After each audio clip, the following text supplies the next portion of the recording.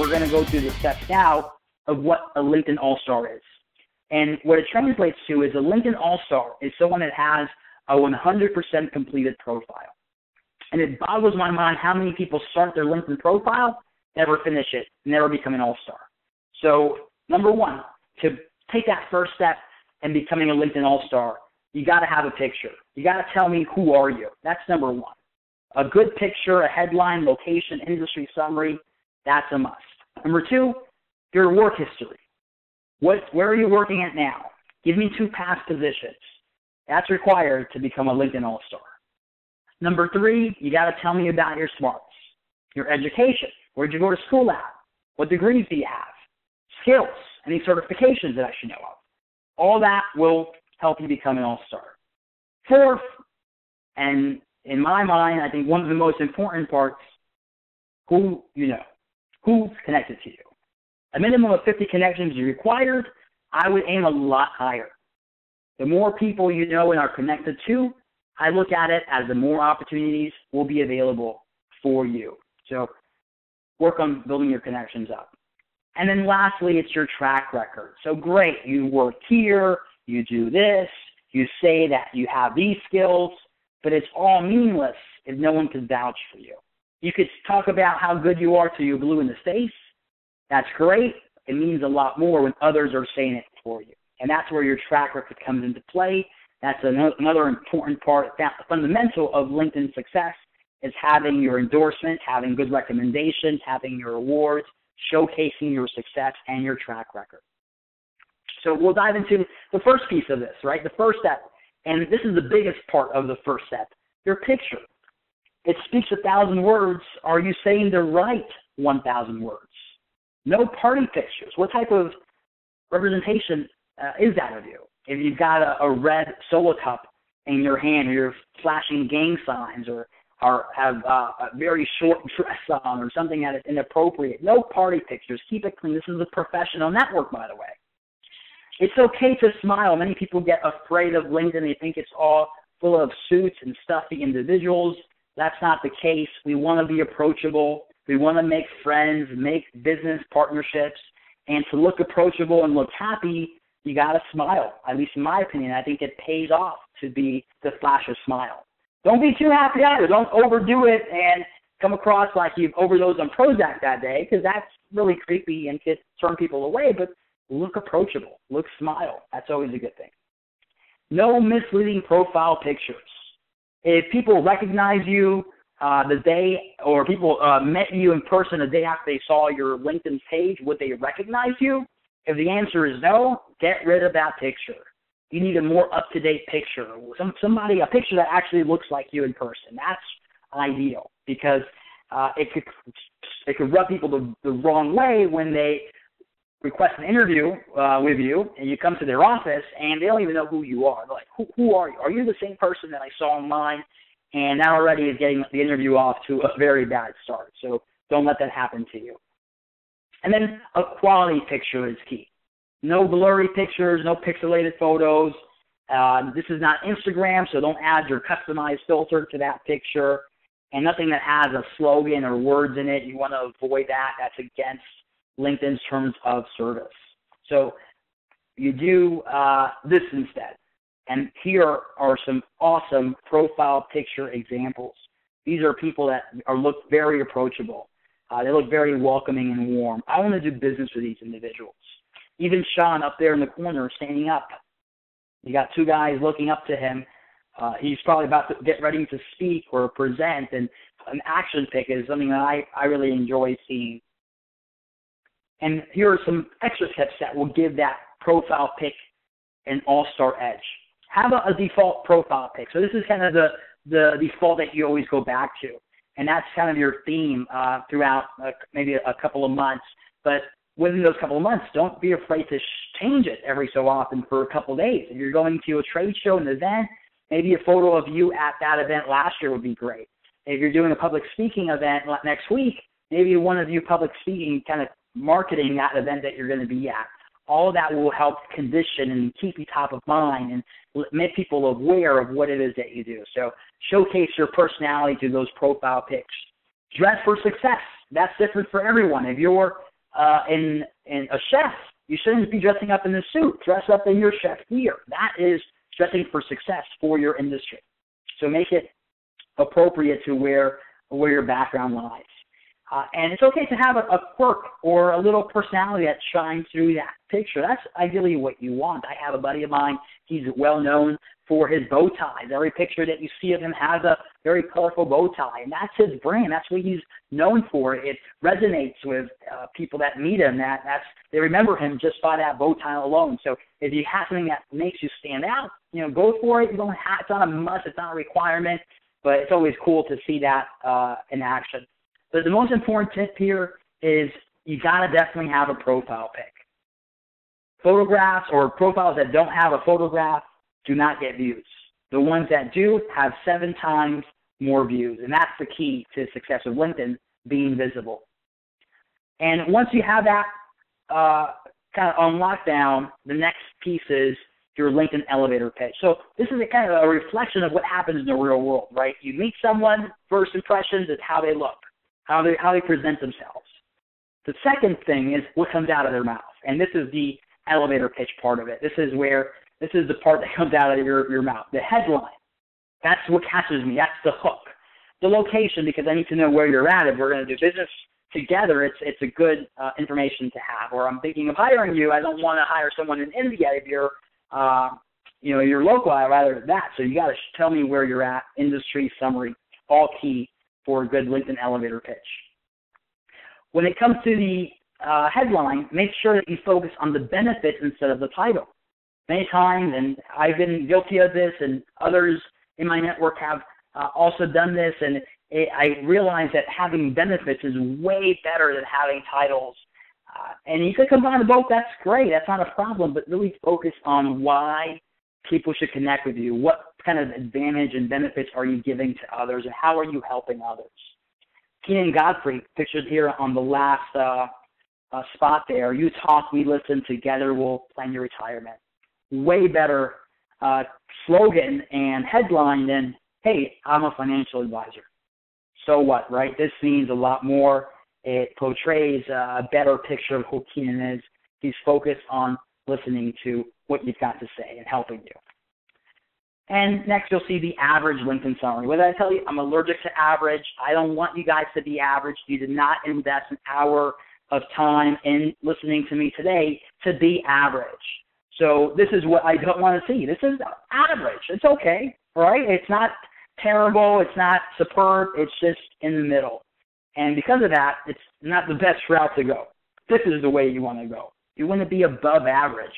Be attention grabbing, right? Have a headline that gets people to see, to read, to want to read everything else that you've got in that summary.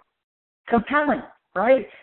Paint a picture of what it is that you are offering people, of why people should get to know you better.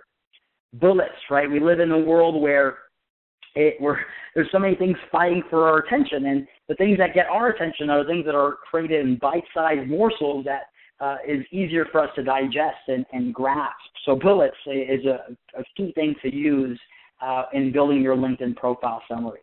And make it about the other person. Make it about the people that you're trying to help, the people that you're trying to benefit, those that you're trying to connect with, more so than making it about you. Have a call to action. So once I read this amazing, compelling, attention-grabbing summary, what next? Make that clear for people reading your summary. Is it connecting with you? Is it going to your website? Is it sending you an invite or emailing you? Make it clear. And avoid buzzwords or jargon. If you're going to use keywords, make sure that you save them for the very end, like this above average summary example here, where he has his specialties and he has all those buzzwords at the very end, so they don't take away from his compelling, attention-grabbing summary here. So this, again, is above average. This is what you want to aim to have in your all-star profile. And this is my all-star profile. This is the profile that's helped me achieve 1% of the most viewed profiles on LinkedIn. It's helped me achieve over 30, the most recommended individual on LinkedIn, under 30. I'm not only telling people what I do and how I can help them and creating that call to action, but I'm also showcasing my work and my company's work through media, which is what you see there on the bottom. I have a slide share, a PowerPoint. I have a video, a couple of videos where they could see who I am and get to know me better and my services and my company. So this will get you to the all-star elite. So aim to be an all-star. And once you transition from your summary, then it's populating that work history, your background, where you've been at. This is, again, you want to use those resume bullet points, but then add a little bit of information about the company that you've worked for as well and that company's background.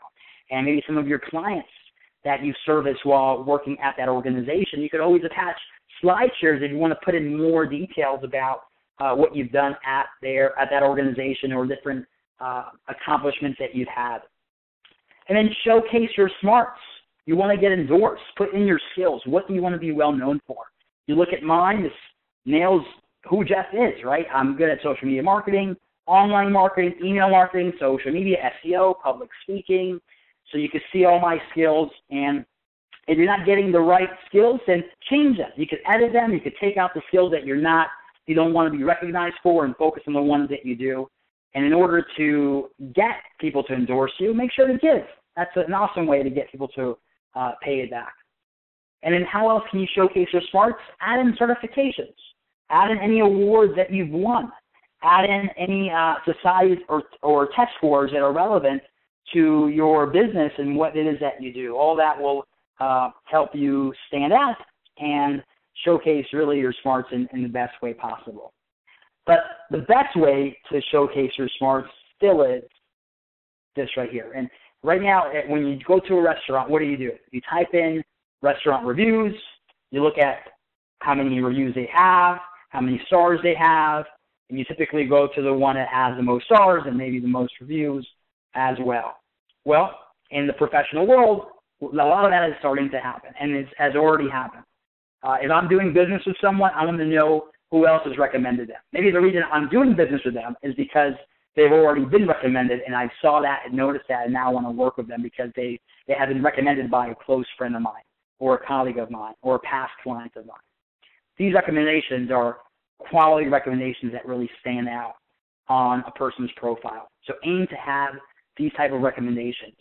And of course, you got to excel offline to get these online, but I mean, you know that, and making sure that you take the next step in transitioning that, you're well recognized offline and have tons of accolades and accomplishments, start transitioning that and getting it online so you could then spread that and use that and leverage it to your advantage. So when it comes to recommendations, it's always quality over quantity. But if you could have both, why not? What matters in a recommendation is the seniority of a recommender. I'm not saying that a recommendation from a fellow colleague doesn't carry weight, but a one from a director or a VP at the organization will carry more weight. So aim to have a client recommend you, mentors, bosses, high-level executives, colleagues, of course. Yeah, let's take those. Let's take any other individuals that make sense to get a recommendation from. But the more senior they are to you, the better it is, and the more it means. And don't do one-for-one. That dilutes the quality of a recommendation, and be consistent. So don't just get recommendations when you set up your profile, but get them throughout your career. You do a great work on the project, ask the project manager to give you a recommendation on LinkedIn if you guys are connected. You service a client really well, they're so happy, they're telling you how happy they are through an email. Email them back, say, hey, would you mind giving me a LinkedIn recommendation? This will help me build my career. And when you do that, when you ask, you will get them. So that's the key, asking for them, and I'll show you some more of how to get more of these recommendations. But here's a quick story. I was interviewing at Vocus, and I got that dreaded question where they ask, if I was to reach out and call your boss today, Jeff, what would they say about you? And I took a moment, thought about it, but I was prepared. I had my iPad in my hand, and I told that hiring manager, I told them, hey, I could tell you what they would say. I'd rather show you what they said. I pulled up my iPad, went to my LinkedIn profile, pulled up my former boss's recommendation. The hiring manager saw this, read it, put it down, walked out the door, and then walked back in with a job offer. Yes, I got a job offer on the spot because I was prepared and I had people to vouch for what I was talking about in that interview. So to maximize recommendations, make sure you ask, right? You have to ask to receive. Have some urgency tied around it. So don't just talk about, hey, do it when you can, but give them some kind of timeline, or tell them why you need it by a certain date. So if you feel that urgency, they're more likely to do it. People are, I think, by nature a little lazy, so we tend to put it off, so we never do it. So timing, having kind of a set time of when you want that by, is key to actually getting it done. And make it easy. So outline for that person that you're asking to get a recommendation from kind of what you would like to be recognized for. And if they agree, then it makes it easier. The easier you make it for them, the more likely it is to happen. But the number one way to maximize the recommendations is just to pick up the phone or see that person eye to eye and ask them, say, hey, I need this favor. Can you help me? It would mean a lot to me if you do this. And then follow up again with them once they do it. But that touch, that personal touch, it's invaluable. So go after it. So once you have that LinkedIn All-Star profile built, this is the results of that. You're going to get more views. You're going to get more people finding your profile. You'll get more recruiters knocking at your door saying, hey, I want to hire you. You'll get prospects that will come to you and say, hey, I see that you work at this company. I'm interested. Can you tell me more? Or I saw your video on your profile about you speaking. I want to hire you. This looks great. Can we talk? So that's what you want to build for yourself, that inbound attention, those opportunities, increase your profile views. That's what becoming a LinkedIn All-Star will do for you. So to recap, to become a LinkedIn All-Star, tell me who are you. Pick headline, location, industry summary. Give me your work history, current position to past positions. Showcase your smarts, education, skills, certifications. Your connections. Give me a minimum of 50 connections. And your track record. Get those endorsements up. Get good, solid, quality recommendations, and a lot of them if you can. And lastly, awards. Win big and put it down in your profile.